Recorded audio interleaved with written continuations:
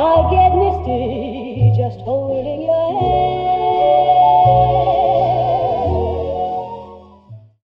Je voudrais bien vous parler d'un truc qui urge, les femmes chez les sapeurs-pompiers.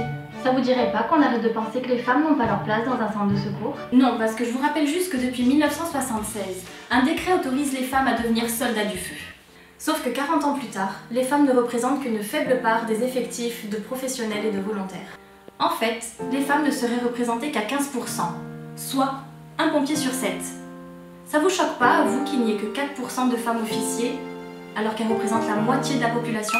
Non, mais tu dis n'importe quoi. De toute façon, femmes et pompiers, c'est pas compatible. Et ta bêtise à toi, elle est pas compatible?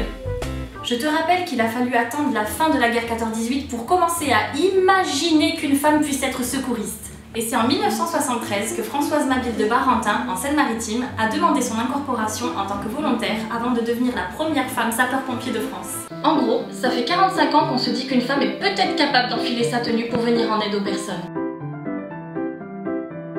Parce qu'en fait, avant, les femmes, elles pouvaient juste discrètement participer en enfourchant leur vélo pour prévenir que ça brûlait quelque part. Par exemple... Ça brûle, ça brûle!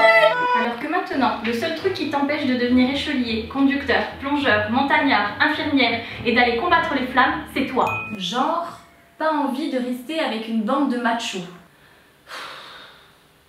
Histoire d'être précis, sapeur-pompier, c'est pas un truc d'homme. Et ça va pas non plus t'empêcher d'être féminine. Alors ouais, on va te dire que tu vas faire le ménage et la cuisine.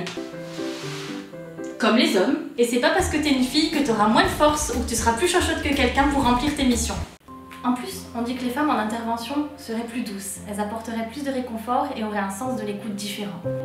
Un peu comme une maman, quoi. Alors va expliquer que tu peux pas faire ça parce que t'es une femme au colonel Sylvie Roch, la première femme officier professionnelle et la première à être directrice d'un centre d'incendie et de secours. Donc en fait, si on résume, les femmes seraient autant capables que les hommes de lutter contre les incendies, de porter secours, de venir en aide aux victimes, de lutter contre les accidents, les sinistres et les catastrophes. Elles pourraient même faire l'évaluation et la prévention des risques technologiques et naturels. Et tout le monde s'en fiche.